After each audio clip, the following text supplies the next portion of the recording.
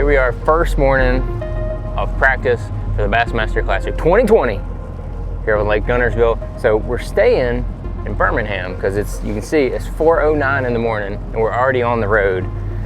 So we got an hour and 25 minutes or so drive up there. That's not counting a stop. We might have to stop and get gas at some point. Today we're all gassed up, so we had a little time to prepare. But you know, this tournament is different than any other tournament all year. You work your butt off to get here in order to try to win, you know, the biggest tournament in bass fishing. And then, so what you've got to do in the practice, and then tomorrow we got media day and all this kind of stuff, it just makes things a little bit different. And for some anglers, it throws them for a loop. Being this is my 12th time to do this, you know, it helps. There's some other guys that are experienced in this field as well. And so I think that's gonna help them.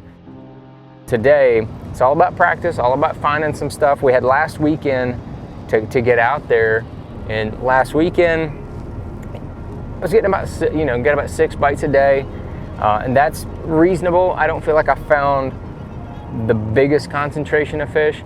I'm gonna bounce around a little bit today and kind of sample some more areas. I want to see what all this rain has done to a couple areas. I don't think we've quite gotten as much rain as they said we were going to get, but it still may be enough to affect some of these areas. So we're going to go sample around some other areas and kind of see what happens today.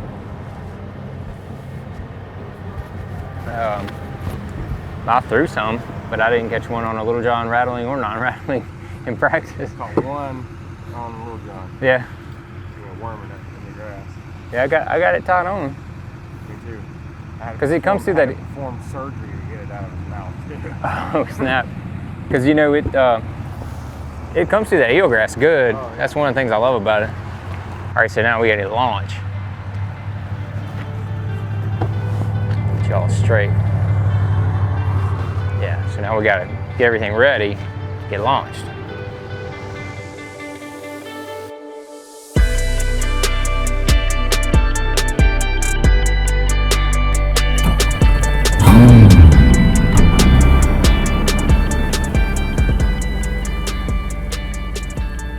All right, so we had a quick launch. Went seamless, which was nice and seamless. The practice of the launching was successful. Andy did an amazing job, which you always expected. But on Friday, 2 days, the wind's supposed to be blowing hard right into this ramp, so that may make it a little difficult for this. But Bass has a contingent plan. I promise you, Tripp has everything planned out. One of the first ones to launch. I always like to be early, give myself about an hour from the time I get to the ramp to the time the takeoff is. It's 6:04 now. We take off at 7. We're both 30, but once they start calling numbers, it goes pretty quick. So I want to get out here and I'll get all my rods and get all my rods straightened out. And usually I get all my GoPros straightened out, but Myles there, my big boy behind the camera, he's going to be running the camera. I don't have to fool with that today. So that is nice. That is very nice. I appreciate that, brother.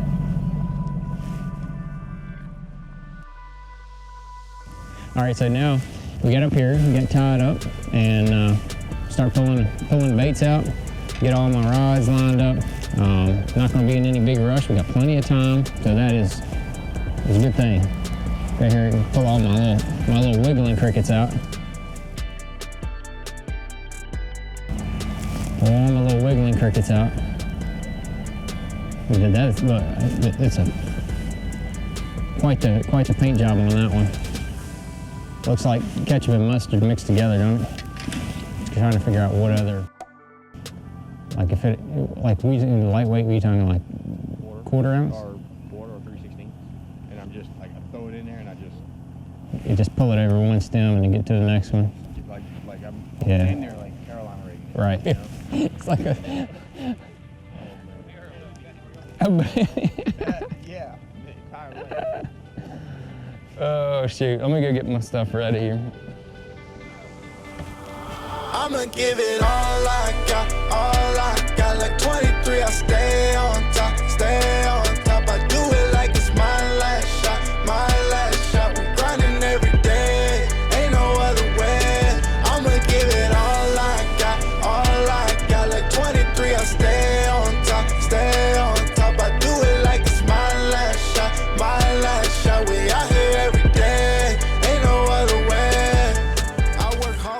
I got. There he Now is. I'm standing at the top. Used to dream about the Little guy.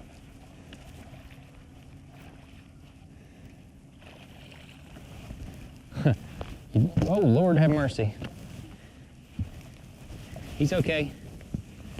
No harming of bass in this boat. You don't catch many little guys like that this time of year at Guntersville. See if he was not alone. And right here, it's a really big flat. It's a big spawning flat. And there's some old pad stems you can see, you know, around over there, and a few up that way. And then there's some scattered grass out here as well. So this is the type of areas where the fish are really gonna move up into, but there's so much of it on this lake, it's just hard to even know where to start. Look at this, little rascal.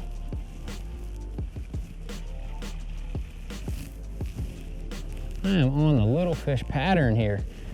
I've never, this time of year, it's crazy to catch little ones like this. I mean, little tiny ones.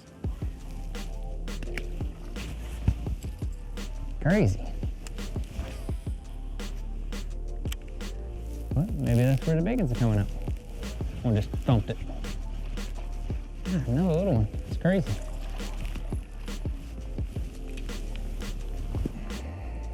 This is not even a keeper, I don't think. I mean, it's right at 15 inches. That's crazy.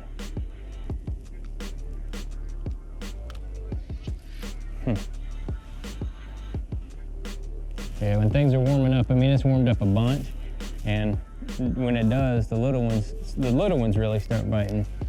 The big ones bite, I think, as good or better when it's cold. We'll see.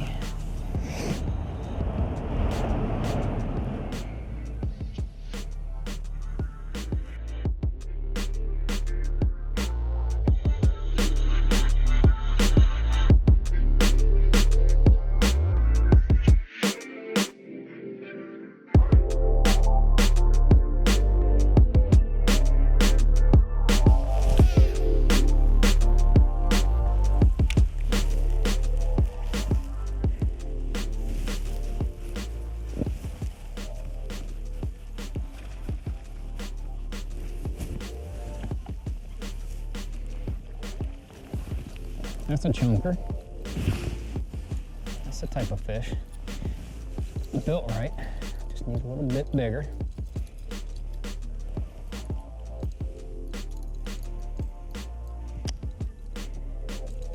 He wasn't coming on. He's a little chunk. He's like a 2 3/4 maybe. Little chunker. So I was just seeing if there was anybody around the service yard type area that could drive my truck up to Scottsboro. All right, so here's the glamorous part of professional bass fishing. So I was running down the river and I whacked something, oddly, I whacked something with my prop and it just ripped an ear off my prop. I've done that one other time in the 20 years I've been doing this, to where I just hit something randomly, doesn't hit the lower unit, just hits the prop blade, and it just sheared off. I felt it, felt it hit out there on the river. So now we're trolling motoring about a mile or so over here into this and where this ramp is. They're gonna meet me with my truck. We'll put it on the trailer real quick, swap out, put a new prop on, get back out here to Braxton. Pretty exciting, not really, but that's part of the glamorous part of professional bass fishing. So I'm eating an orange while I'm trolling motoring all the way around to this ramp. All right, so got us back on the water, switched out props. This one has all 3 ears on it, which is positive, it's good, when it's supposed to have 3 ears. And right here, I'm gonna try to crank this place. Eelgrass is just awful right through here because there's no breeze. Can't hardly fish it. So we're we got technically an hour to fish. It's about 30 minutes run back down to where we launched. And so that gives us about 30 minutes of fishing time.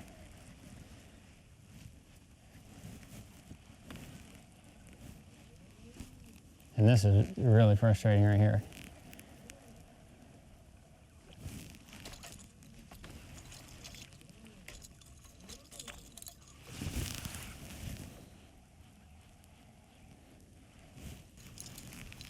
All right, we're gonna move.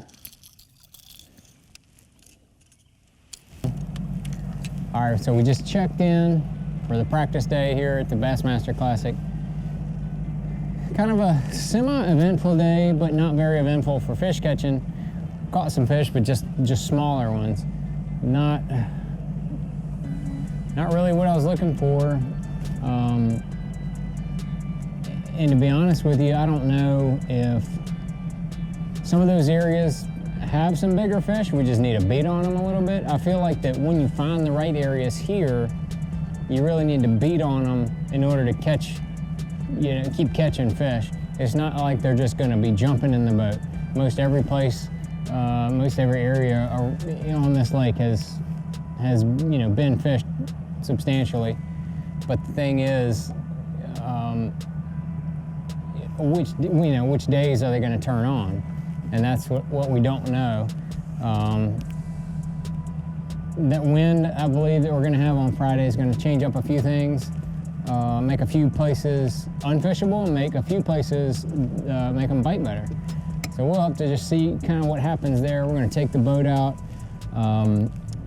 head back to town, the hour-and-a-half ride back to Birmingham. Gonna strap everything down. We got the Night of Champions tonight, the big dinner. It's a lot of fun. You get dressed up. Everybody has some cocktails and whatnot, and has a good time. And then tomorrow we'll have the big media day. We'll see what happens at media day as far as the weather. I'm gonna have to get all my tackle and stuff done.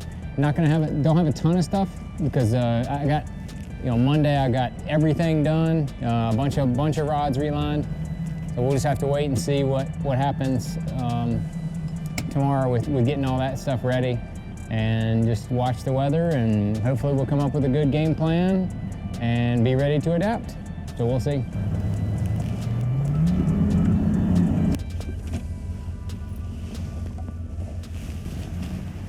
Well, we'll make sure we're all good for tomorrow. I'm good. Yeah.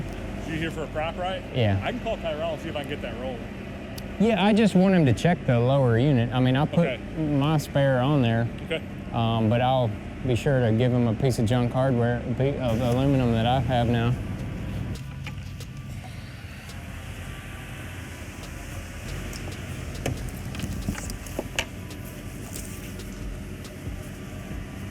All right, so now we're headed back to Birmingham. It's raining.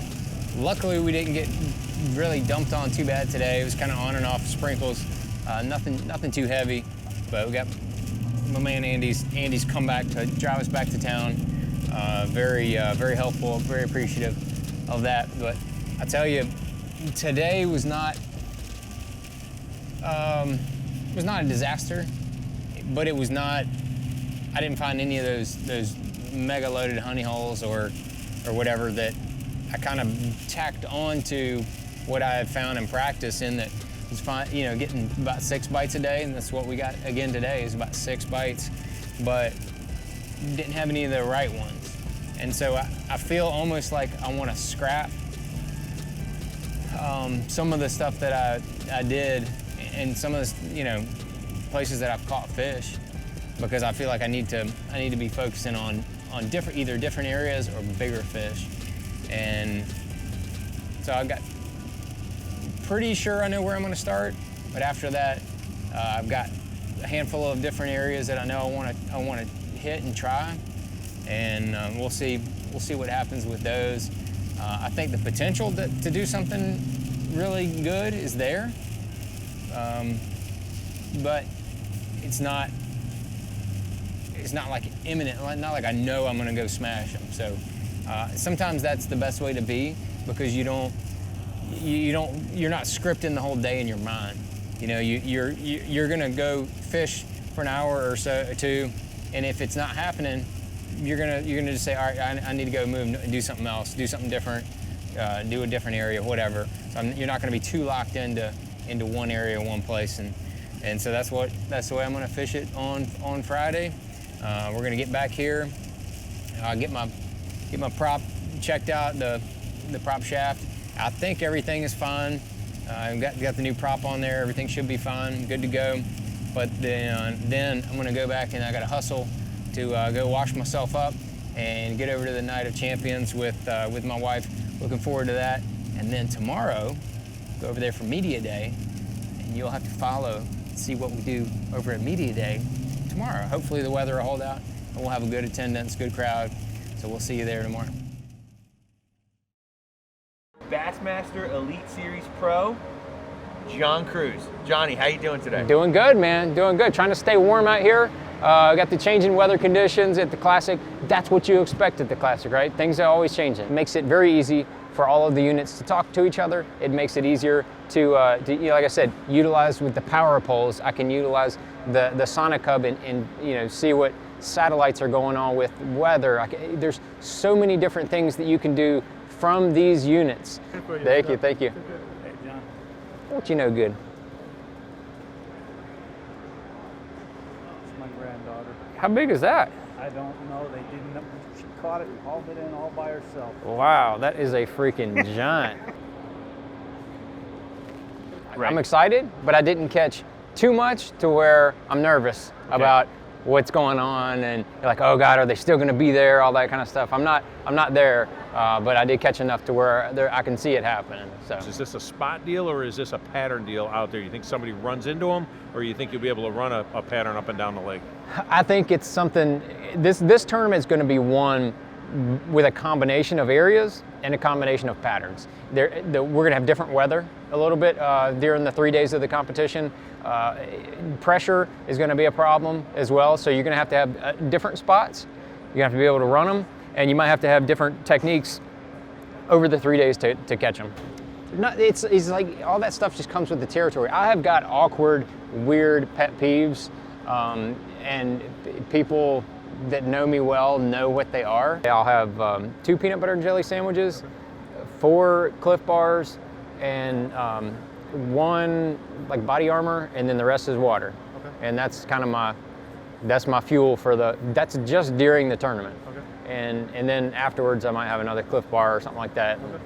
But that's what I eat during the 8 hours competition You're day. really big on partnerships, not sponsorships, right? It's more Absolutely. about partnerships. Absolutely. Tell us about your partnerships.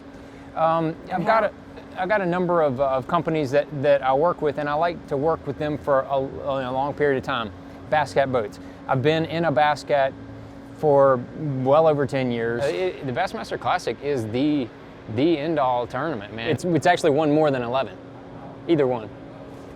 1 plus 2 is 3. 3, right? And then you know how it goes. Then Yeah, and then 3 is right before 4. Right, which comes after 2 plus 2. Right. Yeah.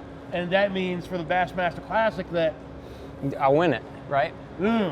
Common math, guys, common logic. Everybody gets it. Dude, out of every, not to get all crazy, out of everybody here though, Yeah. you got 12. It's more than everybody.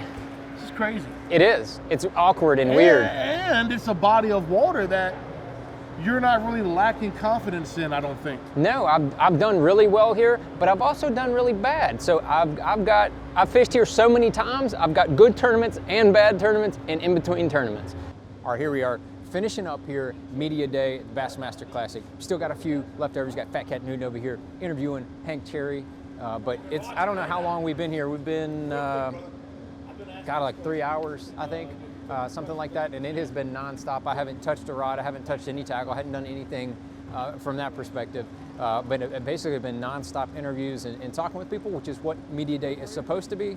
And as I said, now pretty much dwindled down, and I think they've run out most of the media people, and they've gotten all the interviews that they need, and they are back writing their writing their blogs, writing their articles, and posting their videos that they shot here.